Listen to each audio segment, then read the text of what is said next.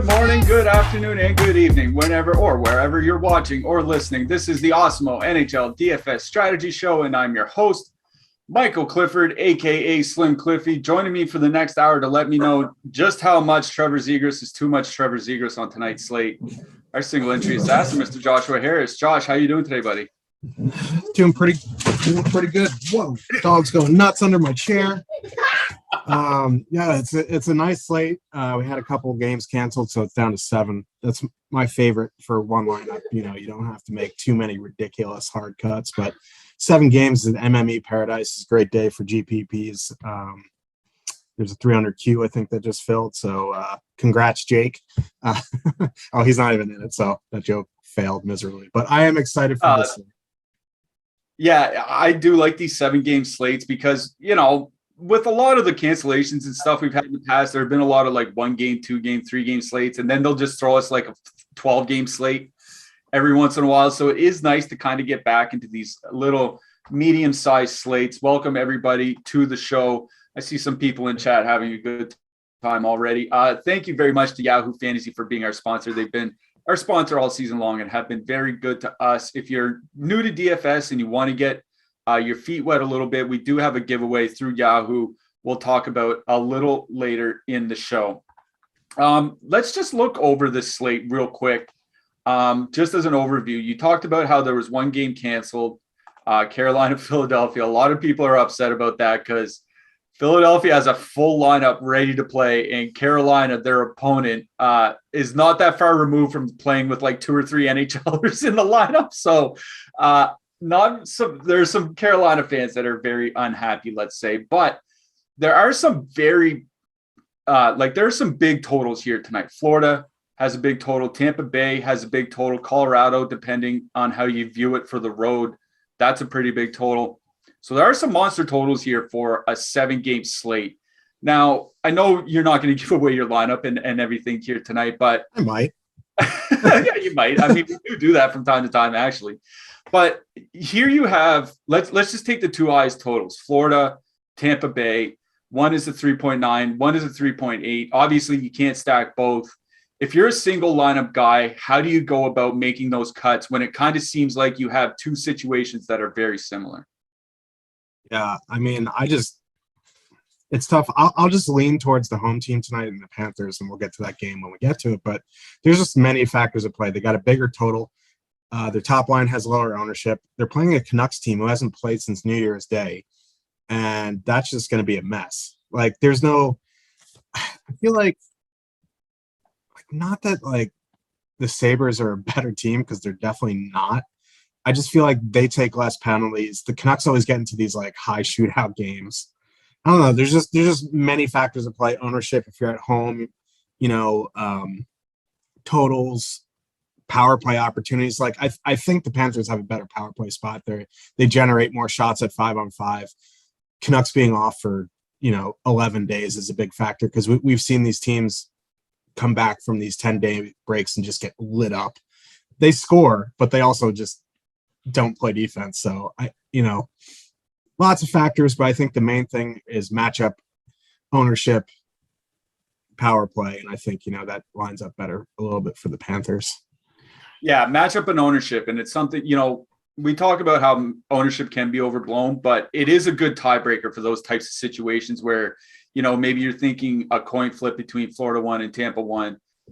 If you think they're relatively close, then go look at the ownership and go with the lower owned spot. So yeah, I have an interesting predicament here. Let me see if it's possible. You can, yeah, you can. No, you'd have to use a goalie under 7K to squeeze in full line stacks of Florida 1, Tampa 1. So that's not possible unless you're, stacking against your goalie, and then that's just not the play. So not possible. I guess you can force it and leave one person off and make it work, but that's not something I like to do. Like when you're stacking these lines and these big totals, I like to full stack instead of leaving someone off. It just feels bad. Yeah, I agree with that. Just like we said, if you're one lineup and you're torn on what to do, looking at ownership, never a bad guide if you think all else is equal. Looking back at last night, we had some winners. Real good night in the chat. Should highlight a couple people. Champion 24-25 took down the $15 last night. He had Boston won with some Colorado and Washington pieces, if I'm not mistaken. Real good lineup. Did take down that $15. So congratulations to you, Champion 24-25, on that hit last night. And then Jason Zyman, who took down the $40 last weekend, like not 3 days ago, but the weekend before. It was the 15 with the crowns. Yeah, with the crowns last weekend or last week. Yesterday, took down second in the 333 for 6K. So this is Zyman.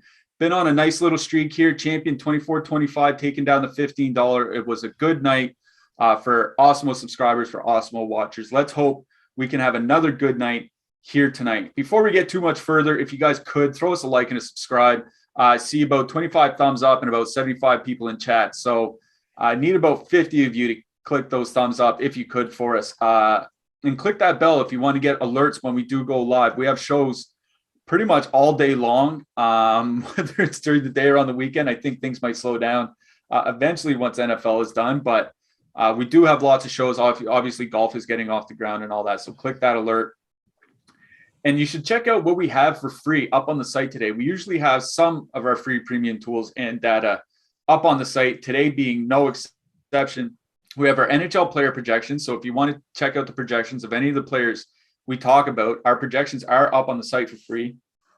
We also have PGA top golfers and NBA player rankings for free up on the site. So whether you're playing NBA or NHL tonight or golf this week, check out what we have up on the site at awesemo.com. All right, let's move this along. Let's get to our first game. And these first two games are the games that we've just talked about. So, you know, these are probably two of the more important games on the entire slate when you think about ownership, when you think about totals, when you think about how high the upside could be here. So let's talk about Tampa Bay with a 3.8 implied goal total going into Buffalo, and the Buffalo Sabres have a 2.2 implied goal total. That kind of tells the tale of the tape here. This should be a lopsided matchup for Tampa Bay. No Tage Thompson or Kyle Okposo in the lineup for Buffalo. I think that's a pretty big hit for the Sabres, at least on the Thompson side, because I don't see them with a reliable 18 or 19 minute center other than Tage Thompson. And that's a pretty big problem when you got Tampa Bay rolling into town. Jack Quinn, prospect for the Buffalo Sabres. I'll talk about him a little bit later. He looks like he's going to be lining up on the second line for the Sabres. Alex Tuch, off COVID, not quite ready yet to return. He'll be back in their next game. All right, Josh, seems like we're going to get a lot of ownership on Tampa here tonight. Probably nothing on Buffalo. Let's just start with the Sabres. Is there anything on the Buffalo side that interests you in this game? And then tell us what you like from Tampa Bay. Not really. This is just a brutal spot without Tage Thompson. Like, I kind of want to use Jack Quinn, just not tonight. You know what I mean? Like, that Dylan Cousins line is going to go out against Point, Kucherov, Palat. So, like, the minutes are probably going to be there. But, like, are they going to do anything with it? They're probably going to be hemmed into their own zone for a good bit of that. So, I'm wondering what the matchups are going to be here. Like, I can't imagine they actually put Jack Quinn out against Nikita Kucherov all game long. Like, surely Don Granato won't do that. But then, you know, Skinner, Asplund, Olofsson, if that's going to be the matchup, I think, if it's not Cousins, neither of those really terrify me at all. I just don't think I see Cousins and Quinn going up against the top line. But anyway. Also, I'm an idiot with math. You can fit Tampa 1 and Florida 1 together. You just have to punt D. So have at it, guys. Yeah, so I'm pretty much out on the Sabres. I expect if you're a premium subscriber and you've seen Seth in the chats, the guy who always trolls EMAC, he's always saying play Grizzlock. That fraud last night didn't have 100% Grizzlock. He went absolutely ham, and he's complaining that he didn't have it. Tonight, he's a Sabres fan, so he better have 100% Rasmus Dahlin tonight, because all he talks about in the hockey chat is Rasmus Dahlin and math and Grizzlock. So your boy better have some Darlene tonight. So maybe that's the only thing I'll have on the Sabre side. But on the on the Tampa side, this is a Tampa 1 game for me. I really like plot point Kucherov. Kucherov still being under 7K. He should be up around 8K. I know he's only 2 games back, but he has the potential to, break a slate at that price. So, if you want a power play stack, that's fine. Buffalo doesn't take a tremendous amount of penalties, so I think I just full stack Tampa 1 or full stack Tampa 2. I think either are fine, but my personal preference would be the top line because Kucherov is underpriced. So either the top 6 is fine and pretty much out on Buffalo. Yeah, I just want to talk about Jack Quinn because I think he's the guy to talk about here. Like, I have no interest in that Buffalo top line. Skinner, Asplund, Olofsson. I don't think Asplund is a center. I don't even think I'm not going to get into it. He's not a top line center, that's for sure. And Jeff Skinner and Olofsson, they're not going to be able to do anything to slow down plot point in Kucherov. But it's Jack Quinn I want to talk about because prospect people were kind of torn on him. Buffalo drafted him. They weren't sure he was worth the draft pick, but he's absolutely blown the doors off the AHL so far this year. 26 points in 20 games, over 3 shots per game as a rookie. Like, that is really, really good. It's just like you said, I'm not sure this is a great spot to get them in. I think one-offing Quinn might be fine. I just want to bring him up because I think he's a legitimately very good to great prospect. And he's somebody we're absolutely going to have to know for DFS purposes. But it's the Tampa Bay side, obviously, that interests me. Tampa Bay won, picking up right where they left off last year. I think it's only 2 or 3 games for Kucherov, but they're over 60% shot share. Like, there's no rust here. They're just absolutely blowing the doors off the other team. So Tampa 1, definitely in play for me here. Tampa 2 is what's interesting to me because they don't really generate a ton of offense. And they're coming in over-owned. Our leverage is they have negative leverage by our top 2 stacks.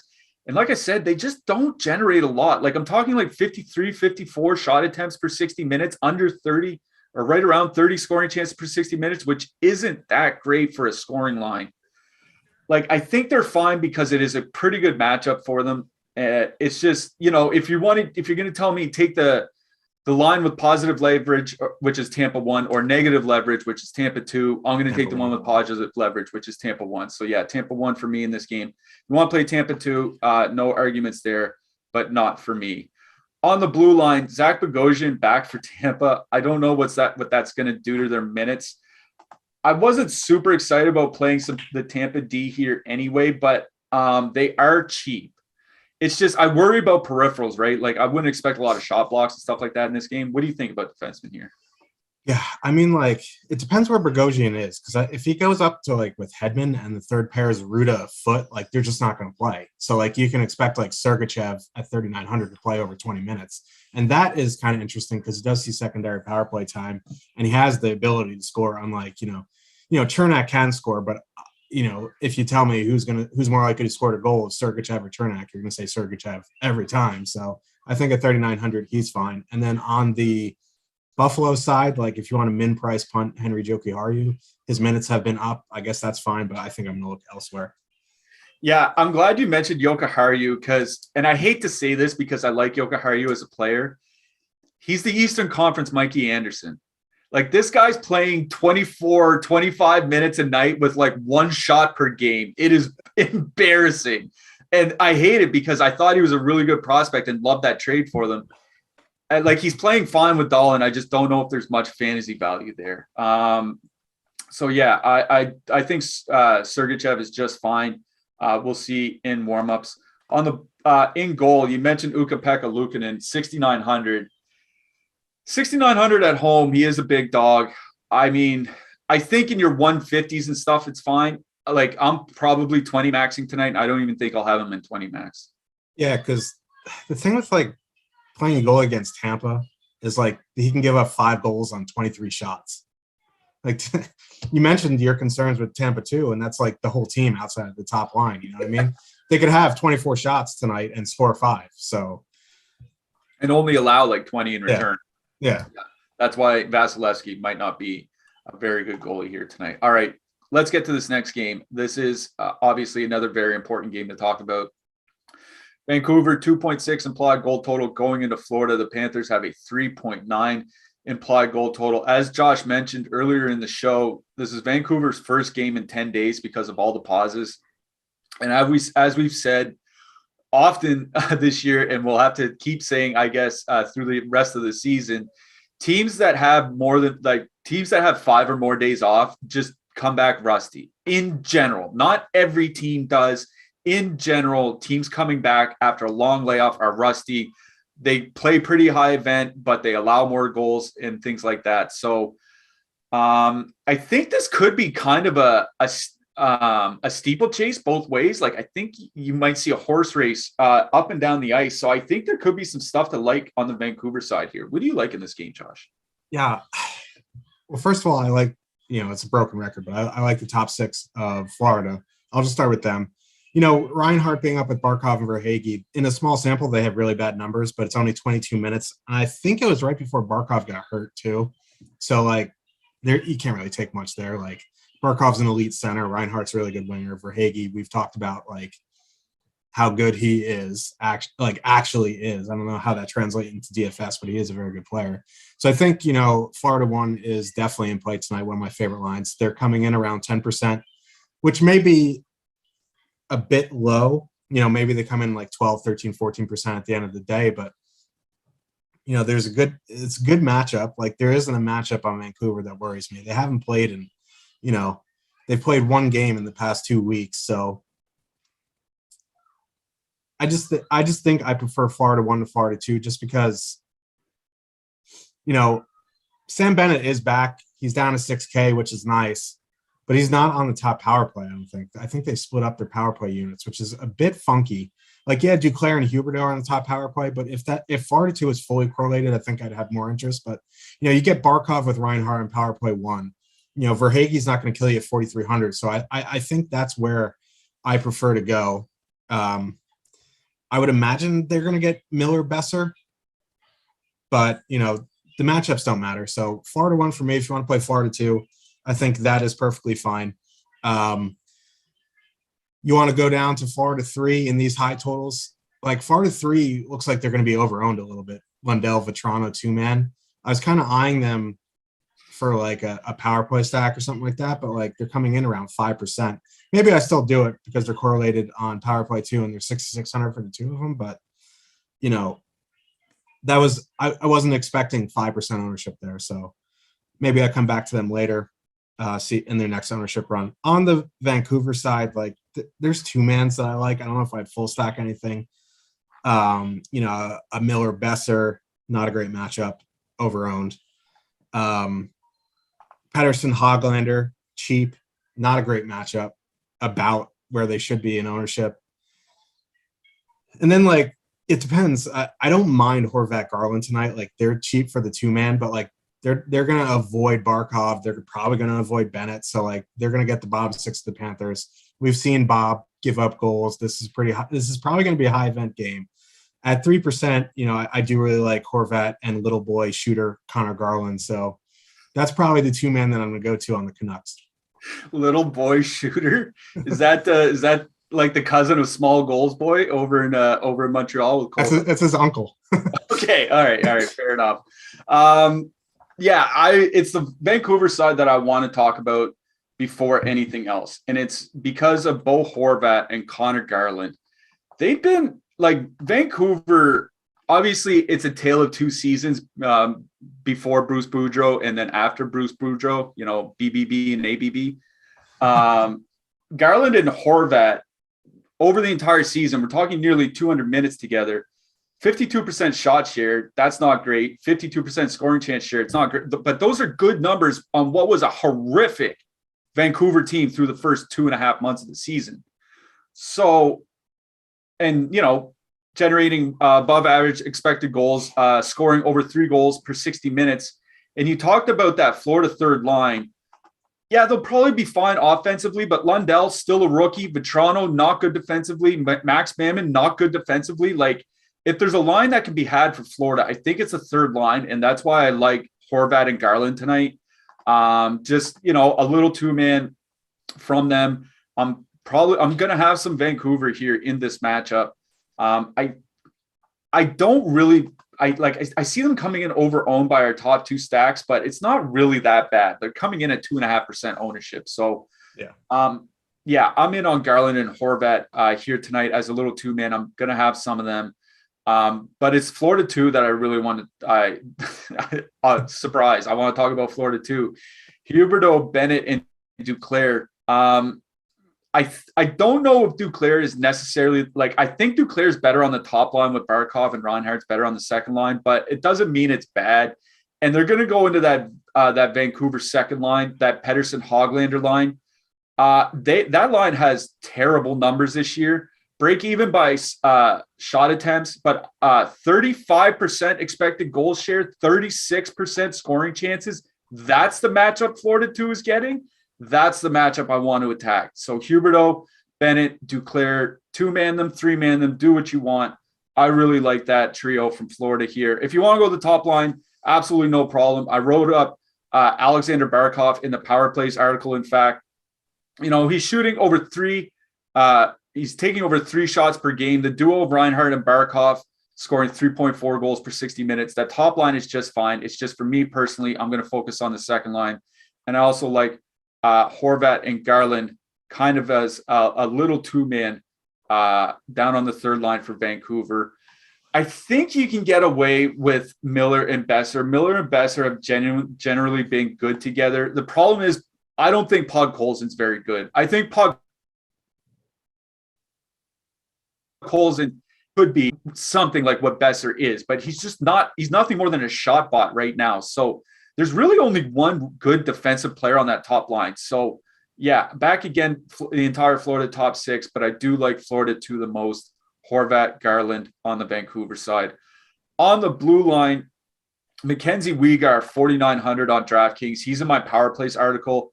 He's put up, I think, 56 points in his last 89 games or something like that, and he doesn't get power play time. You know what I mean? It's just absolutely crazy. And his peripherals are coming around. His price has dropped for some reason. I don't know. So Weegar for me on the Vancouver side.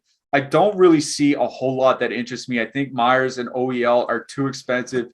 I mean, Hughes, if you're stacking Canucks, and you want to get some power play stacks, I guess. But I think the only defenseman I really, really like out of this game is Weegar. Who you like? Yeah, same. Weegar. If you need a punt, Radko, good ass is fine. Forsling's also fine. But I think I'm going to, if I am going to try to force in a Panthers defenseman, it's going to be Weegar. Yeah, I like that. Mackenzie Weegar fans, we are today. Get access to all the great Awesemo Plus tools and content for nearly every DFS sport out there with an Awesemo Plus weekly pass for $29.95. This includes full access to all the premium content and tools on awesemo.com, including player projections, ownership projections, our premium Discord, our lineup builder, and a whole lot more. If you're a new user of Awesemo Plus Platinum, then you can take advantage of the promo code we have for this show, which is NHL Strategy Show, all capital letters, all one word. That's NHL Strategy Show for 25% off your first week of Awesemo Plus Platinum. You can find the link to activate this coupon in the description of the video below. And of course, if you're only looking to play NHL DFS, then you can sign up for one of our Awesemo Plus NHL packages for as low as $3.95 a week. Stop guessing, start winning, join Awesemo Plus today. All capital letters, all one word. NHL Strategy Show is your promo code for 25% off your first week of Awesemo Plus Platinum for new users only. All right, let's get to this next game. Chicago, 3.0 implied goal total. They're going into Columbus. The Jackets have a 2.9 implied goal total. Looking at the lines, they moved Dylan Strome to the top line for Chicago. But as we've seen with Dylan Strome, basically over the last 2 years, he could be there for 5 games or he could be there for 5 minutes. They really don't have a long leash for him. The Brinkat, Taves, Kubalik, still your second line. Looks like Columbus at least running back the same top 6 that they were in their last game. Korpisalo and Fleury in net. I think there's some, obviously by the goal totals, there are things to like here, but I think there are genuinely full stacks to like on both sides.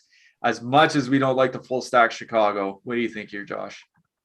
Yeah, I guess I'll start with Chicago. Like it's rare where you're like, wow, I can actually stack this line and have some hopes that it'll stick together past the second period.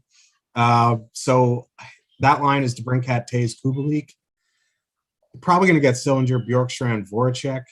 Sillinger and Bjorkstrand have pretty good numbers together. I just, at this stage in his career, I don't think Voracek's very good defensively. Maybe he is, but maybe he's better suited for Game of Thrones, remake. But I just hate stacking the Hawks, especially if they're going to be overowned. Like they're one of the highest projected ownership lines of the night. Like DeBrincat, Taves, Kubalik. They are, somewhat correlated. They're cheap. Korpisals, and that's not Merzlikins. So I guess, like, if you want to go to that line, you can. I think, like, Jenner, Laine, Nyquist have a very small sample together, but, like, they're so high event that I just want to, like, maybe two-man Borgstrom and Kane just because, like, they're going to see a fair bit of that Laine matchup. But, like, in 1 to 3, I just don't know if I'm going to get to Blackhawks. Like, chalk Blackhawks when you don't know if the lines are really going to stick worry me. And then on the Blue Jackets side, like the line I want to use is also really high owned, like Bjorkstrand, Sillinger, Voracek. And they're going to get the Taves matchup. And like Taves is probably their best defensive center. Like, I don't know. They're probably all similar at this point. But I don't know. Like, they're so cheap as a filler coming in at 13%. I just don't know if I want to do that. So, if I'm going to do something for the Blue Jackets, I think I'm going to go up to that top line, go Jenner Laine against the Borgstrom Kane Strome line. I think that line does not scream good defense at all. So Jenner Laine for me. I guess Chicago too, if like you're a Blackhawks stan, but I won't tell you no to Blackhawks because if you're on them, I never talk people off where they end up on. It's just not something I like to do. So there's definitely a case to be made here for the Blackhawks. I just don't know if I'm going to get there in 1 to 3. And as you're saying that, just saw some news drop that Seth Jones is out tonight. He's on the COVID list. That's why he didn't speak. He was supposed to, obviously it's his return to Columbus, and he was supposed to speak to the Columbus media today. And he dipped out right after practice. And a lot of people thought, hey, that's pretty weird that he dipped out after practice. But apparently that's what it is.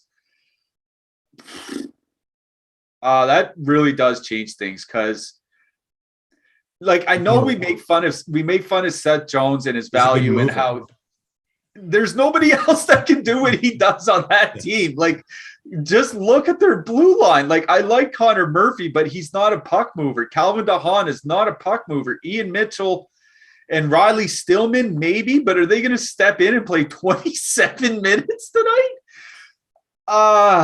That really already out too. Yeah, that's the thing. They don't have anybody that can move the puck. That worries me, man. And if people are going to, like, getting back to your ownership discussion, I know we say we don't talk about ownership, but these lines are coming in at double their ownership, that is very much over leveraged. And you're telling me that they're going to be out without their top defense pair, and this team is already mediocre at best to begin with. Like, I think it just makes a lot of sense to go with the Columbus side here. I'm obviously going to have to think about this a little bit more once we get live off the air. But it just does make me like Columbus. And I'm with you. I wrote up Sillinger, Voracek, and Bjorkstrand because they are cheap, because they project so well, because they will be in a lot of optimals. I wrote them up in my Power Plays article today. But I agree with you that the top line for Columbus, Laine, Boone Jenner, and Gustav Nyquist are in a much better matchup. You want to talk about numbers? Dylan Strome with Patrick Kane this year, 36% shot share. Like 1 out of 3 shots belong to the Chicago Blackhawks when they're on the ice. They are bad defensively. As you know, we don't think much of Patrick Laine's defensive prowess here. But I think Columbus one can really have a good night. So Jenner, Laine, Nyquist in that plus matchup for me. Again, on the Chicago side, like if you want, I do genuinely like the DeBrincat, Kubalik, Taves line. I think they're a good line. I like Kubalik a lot as a player and DeBrincat. It's just coming in at double the ownership. They just lost their PP1 guy. I'm not sure I want to take that plunge. So Columbus won for me. I think Columbus power play stacking is actually kind of fine here. And that's why like Domi Roslovic as a super cheap 2-man kind of appeals to me here because Chicago's penalty kill is awful. Absolute dog water. And Adam Bokvist plus Domi and Roslovic is a nice cheap 3-man second power play unit stack. So if you're stacking super expensive Colorado or super expensive Toronto or something like that, I think that's where you can look. That would be the only case where I would consider them. On the blue line, like I said, with Seth Jones out, I guess Connor Murphy is probably going to be the guy. I like Werenski a lot here tonight on the other side. Anybody else stick out to you? I get like Calvin DeHaan is probably going to play 600 minutes tonight at 2,600 too. So like Murphy DeHaan, like it's kind of reminds me of like the CC Keith pairing from a few weeks ago because Edmonton had nobody and they played like half the game. Like I feel like Murphy DeHaan are just going to play all the minutes. Like Jacob Galvis is making his NHL debut tonight. Like he's not going to come in and play 25 minutes. Ian Mitchell, Riley Stillman, like no. So like if anything on the Blackhawks, it's going to be Calvin DeHaan. Connor Murphy, and I agree with you with Werenski. If you want to punt, Gavrikov's okay, but he's not on the top pair anymore. That's really about it. Bokvist if you're power play 2 stacking. Yep. I do like Bokvist on that power play 2 here today. All right, let's get to this next game. Colorado, 3.4 implied goal total. They're going into Nashville. The Predators have a 3.1 implied goal total. This is one of the games where the total has come up through the day, if I'm not mistaken. Colorado played last night. So this is a back-to-back on the road for them. That's a tough spot for teams. Back-to-back on the road is typically when teams fare their worst. But Nashville is going to be without Philip Forsberg here tonight. He's still on the COVID list. Obviously, the moves Tanner Jeannot up to his line and Nick Cousins to the third line. Want to mention something with Colorado last night. They did line up with Andre Burakovsky on the top line to start, but basically played McKinnon, Rantanen, Nichushkin the entire third period last night. So there could be some pretty significant line changes coming to Colorado. It makes stacking them a little bit tougher. I guess if you're saying anything, McKinnon and Rantanen are going to stick together. You assume Kadri and Comfort are probably going to stick together on the second line. So that's about where we are with this game. What do you like here, Josh? So like if Nichushkin's up on that top line, I am interested in what the matchups are going to be because if they send out Johansson, Cunnin, Tolvanen against McKinnon, that would free up Granlund, Duchesne, Tanner Jeannot against not a great Colorado 2. But I feel like they're going to send out Granlund, Duchesne against McKinnon, which would free up my boy, Ryan Johansson, against bad Colorado 2. Yeah, my boy on cell block D. Yeah, no, I don't want to play Ryan Johansson, but like I would have some interest in Eli Tolvanen and Luke Cunnin as a 2-man just because they're 5,600 for the two of them. They're going to avoid McKinnon. They're going to get Comfort, Jomfer, Kadri, Burakovsky, which is not a good defensive line. This is a 6.5 total. Like they're expecting goals to be scored on both sides. So Tolvanen and Cunnin interests me if they avoid McKinnon. And with Nichushkin up on the top line, that interests me a lot. But the thing is, like, the Avs looked like absolute crap last night. They traveled from Colorado to Nashville. They're playing again tonight. I don't know. Like, this game conflicts me a lot just because, like, on paper, you'd expect Colorado 1 to be the best spot of the night. But, like, I just don't have much confidence in them. But, like, the ownership there isn't high. And we joke about, like, getting these, McKinnons or Matthews or McDavids in low ownership. Like, how often do you get them in fairly low ownership? And that worries me. You know what I mean? Like, my general thinking on tonight's slate was to fade Colorado 1. But if you're going to get a 12% McKinnon on a 7-game slate, that scares the crap out of me because he's been shooting like he's just nonstop shooting, and that worries me. But, like, if you want to play Colorado 1, Go for it. I'm still undecided what I want to do just because I kind of want to see confirmation on lines. And I do like Pitt 1 later, and they're similar in price. If Nishushkin's up there, they're $100 different. So, if you have some Pitt 1 stacks late and you see Nishushkin's up there and you want to swap some to Colorado 1, I think that's perfectly fine. So Colorado 1 for me. I do like a little bit of Tolvin and Cunnin, not getting that McKinnon matchup, but they're coming in over-owned. So I honestly, like, as I talk to you about this game, I'm still conflicted and unsure what to do. It is a really tough game, and it's the 6.5 total that's really throwing me off because, it's Colorado back-to-back on the road, and it's Nashville without Philip Forsberg, and they're still expecting – and Gabriel Landeskog's not playing tonight either, and they're still expecting 6.5 goals. It's really throwing me through a loop, but I honestly think I'm going to Colorado 1 here tonight. And the way I'm approaching it is probably like this, is I'm going to stack McKinnon, Rantanen, and Nichushkin. And if it's anybody else, if it's Nichushkin, then I'm fine. If it's JT Compher or Logan O'Connor moving up, they're cheaper. If it's Andre Burakovsky, then at that point you're kind of boned. And like you said, Pitt 1 is virtually the same price, and you can just make a swap over if that's not the line. So I think that's kind of how I'm going to approach it tonight. It's like, by about 9 o'clock at night, I might end up with like 50% Pitt 1 by the end of the slate. Not the worst. Because I do think it's a great spot for Colorado 1. The top line without Philip Forsberg, 47% shot share, and their Corsi 4 goes down by over 25%. They're bad. And Colorado 1 with Nichushkin feels like maybe the best line on the entire slate. Like, I don't want to fade that outright. So I'm absolutely putting in McKinnon, Rantanen, and Nichushkin. If I have to swap to Colorado 1, then so be it. But like Nashville, fringe bottom 10 penalty kill, taking a lot of penalties of late, amongst the 10 most penalized teams over the last 6 weeks. I think it's just really lining up for Colorado, like ownership-wise, goal total, everything. So I really do like Colorado here tonight. I mean, it's not a big surprise. They're going to be they're going to project very, very well, but I think they're coming in far too low owned for how high their upside is. Yeah, they will be one of my higher owned lines on the entire slate.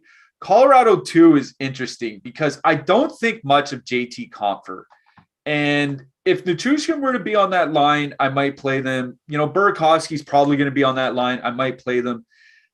I don't think that there's a reason to play them here on this slate when you say they're coming in right bang on their ownership, and they're not cheap. They're about 15K, right? Like, you can stack the Anaheim second line for the same price. So I think I would probably rather do that. But Colorado 1.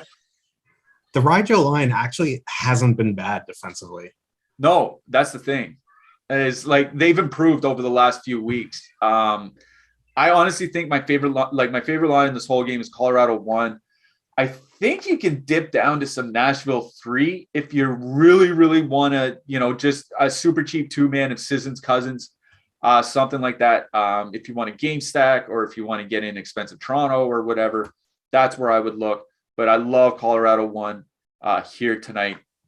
On the blue line, Devin Taves really sticks out for me. He's been getting more ice time than Cale Makar over the last 5 or 6 games. So Devin Taves, 5,700, absolutely in line.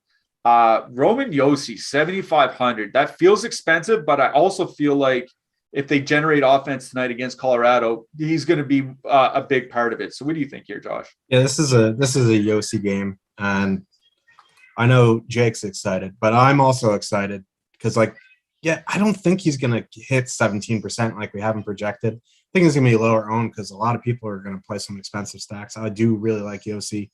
I think, if you are stacking Colorado and you can't fit him a car, I think outright I almost prefer Taves. I just worry about this power play spot, with Makar going nuts, but Taves, Makar is fine. You want to punt Sam Girard, also fine, but I think it's Josi or bust on the Nashville side. Yep, I'm completely good with that. Let's move it along then. We have partnered with Yahoo Fantasy this NHL season and bring you some great offers.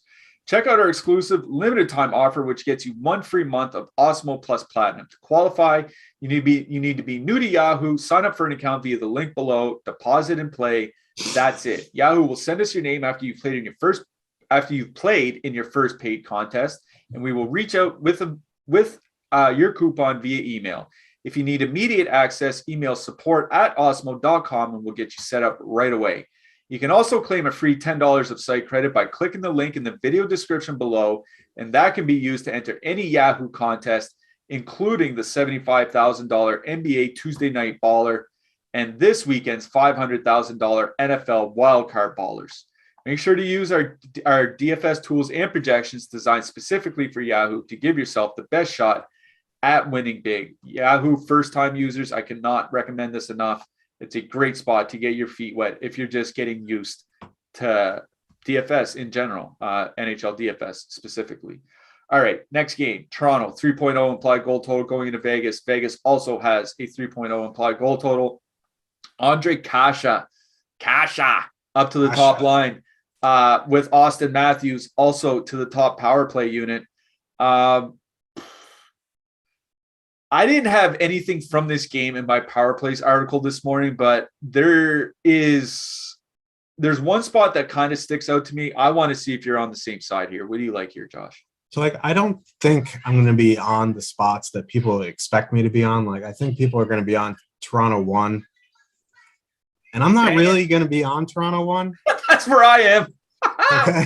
All right, who you got? And it's no, I think it's perfectly fine, but I want to give you my reasoning here. Obviously. Can't wait. I don't know. Matthews without Marner or without Nylander hasn't been great. Andre Kasha can handle that role, I think, better than Kerfoot can. You know what I mean? No offense, Kerfoot. You suck. But here's the thing. They're going to get Stevenson, Stone, Dadonov. Now, that line defensive numbers without Pacioretty, they kind of fall off a cliff, but they're still okay. The thing why I'm not playing him is because I'm on Stevenson, Stone, Dadonov. Just because, Matthews, Kasha, Bunting, very, league average defensively, and Tavares, Nylander have had very good numbers together. They're coming in half the ownership of Matthews, Kasha. They're both still on power play 1. They're kind of priced in that spot where it's man, I think I'd rather play Tampa. I'd rather play Florida. So I'd rather play Colorado. So I think they're a pretty sneaky GPP play here. The Carlson Smith Marchessault matchup doesn't worry me. You want to throw them in with Matthews, go Matthews, Tavares, Nylander. I think that's fine just because the Vegas penalty kill has been absolute crap the past month or so. So I think power play stacking the Leafs is also viable. Okay, I'm going to make my case for playing Austin Matthews and Andre Kasha here tonight. Like you said, they are super high event. In fact, when I make my notes, I always write down Corsi for against and then scoring chances for against. I didn't even write them down because it was kind of embarrassing to look at. But they're generating 40 scoring chances per 60 minutes. Nightmare fuel for the other team. Crazy. And like you mentioned with the Stone line, without Pacioretty there, they're about average defensively, and that's a pretty big drop off from what they can be, and that's why I think they can kind of be had here tonight. So that's why I do like the top line of Matthews and Kasha here. They're coming in a bit over owned, but it's fine, coming in at about 14%. It's one thing, it's the penalty kill that you mentioned. I don't think people realize that Vegas has a bottom 5 penalty kill in the league over the last 6 weeks. And it's not just, some goals against. They're allowing a ton of shots and a ton of scoring chances.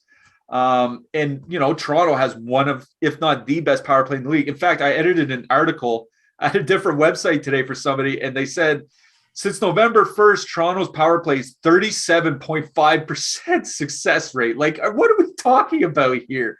Toronto 1, I really do like them. Matthews, Kasha, 2-man there for me. If you want to play Toronto 2, go ahead. I don't think that the matchup is nearly as good for them, and I really want to take advantage of a relatively cheap Andre Kasha here tonight. The other line I want to mention is Vegas 3.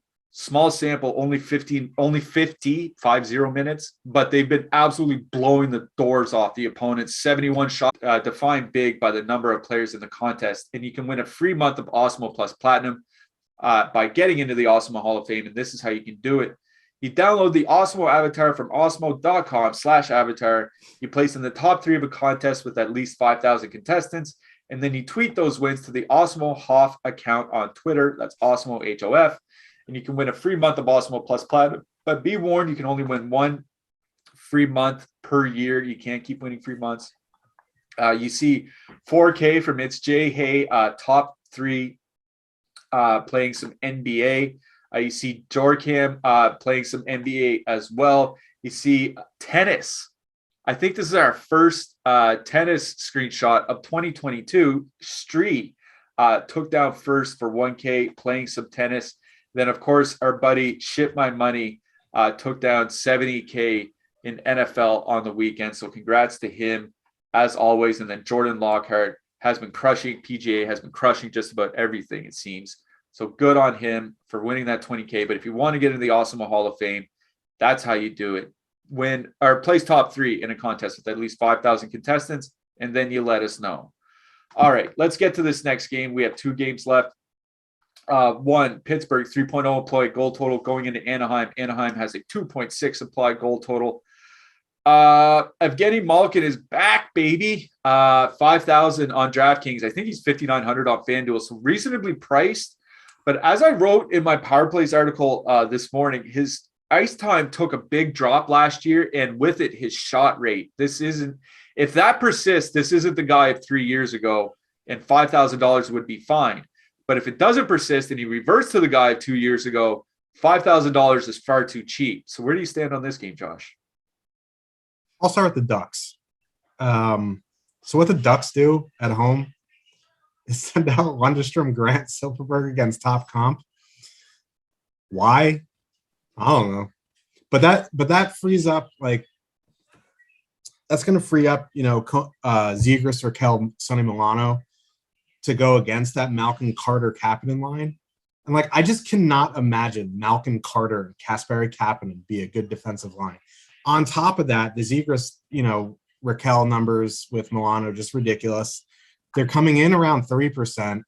I don't know if Comtois is going to – I know they took some shifts. I know Comtois took some shifts with Zegras, Raquel the last game. We'll have to see in warmups, but Comtois is cheaper than Milano. Yeah, I just wanted to mention that is that Milano was with Getzlav. I mean, we have our lineup builder, Milano with Getzlav, Comtois with Zegras. That's just what we have. So, I mean, like, I think Comtois, Milano, 6 of one, half a dozen of another. So, like, even if it is Comtois, Zegras, Raquel, I like it. If it's Milano, Zegras, Raquel, I like it. Like, I just can't imagine Malkin being back at center with Carter on his wing, being a good defensive line. So I really like that second line, whether it's Comtois or Milano. That also frees up the Getzlav Terry line against the third line, but like the third line of Pittsburgh is actually pretty good. Now Danton Heinen being down there with Zach Ashton, Reese, and Teddy Bluger, I think, I want to avoid that for now. So I'll focus on Ducks too. And then I really, really like Pit 1 here. They're going to get that Lundstrom Grant Silfverberg matchup. Evan Rodriguez on Pit 1 is a mythical creature. So they're coming in. They're the most expensive line of the night, $22K on DraftKings, like more expensive than Colorado 1 if Nishushkin's there. So I really, really like this matchup. Gibson's still out. It's probably going to be Stolarz in that, who hasn't been bad, but he's not John Gibson. So I really, really do like Pit 1 tonight. You want a power play stack, add in Malkin at that 5K. I guess that's fine, but I think I'm going to focus on Pit 1, Ducks 2. Yeah, that was exactly what I have here. Pittsburgh 1, really love that matchup against that Anaheim third line with Nick Delorier back. Like, they're going to be bad. I know. No. I was going to say, like, with Rodriguez on the top line, they have a 185-minute sample, and they're 62% Corsi for with over 4 expected goals for per 60. Like, it's just the best line in the league. Leave them there, please. Yeah. So, yeah, I don't have anything more to say. Josh just sold me on Pit 1 again. The one thing I'll say about Anaheim, too, is that their numbers without Sonny Milano, and I know Sonny Milano is not a game breaker, but their numbers are bad. Like, I mean bad.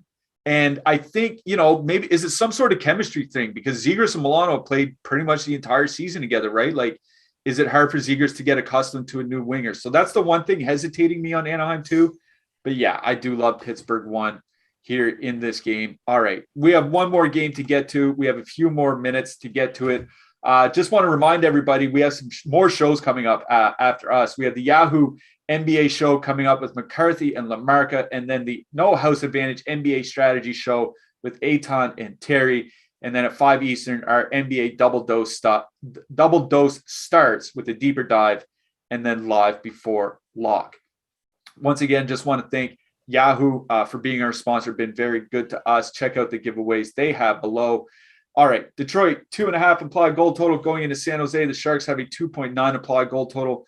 Looks like Erik Karlsson and Logan Couture back for the Sharks.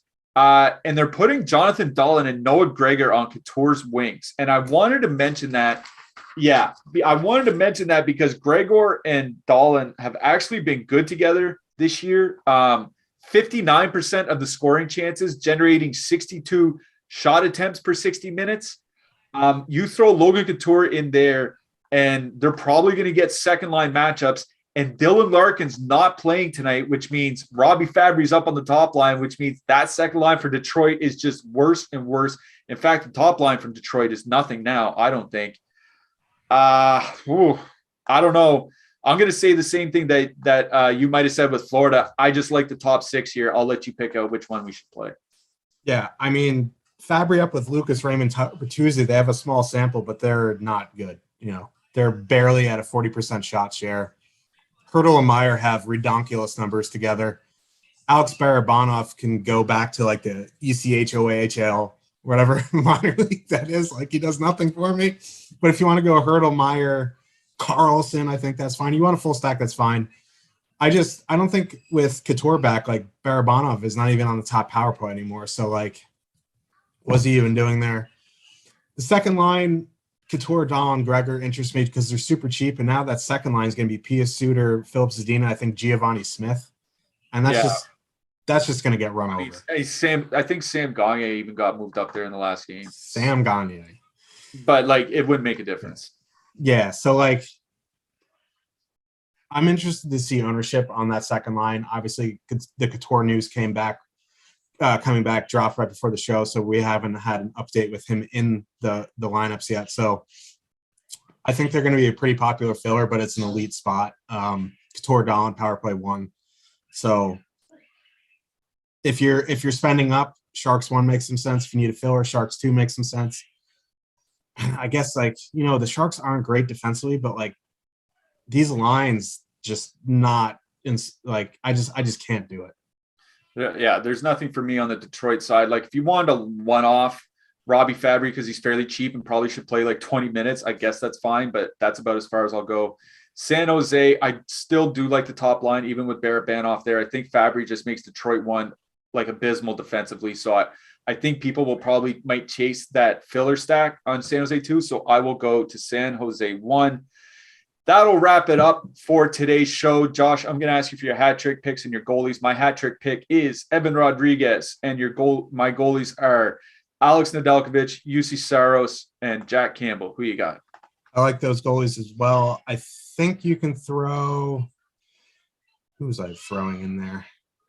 Marc-Andre Fleury into the mix just because that game could get a little spicy. My hat trick pick is – Pat Laine. I like it. I like that. Patrick Laine, Evan Rodriguez, your hat trick picks. We got to get out of here. Stick around for some NBA talk in a little bit. For producer Tyler, for Josh Harris, I'm saying good luck tonight, everybody, and we'll be back tomorrow, I believe.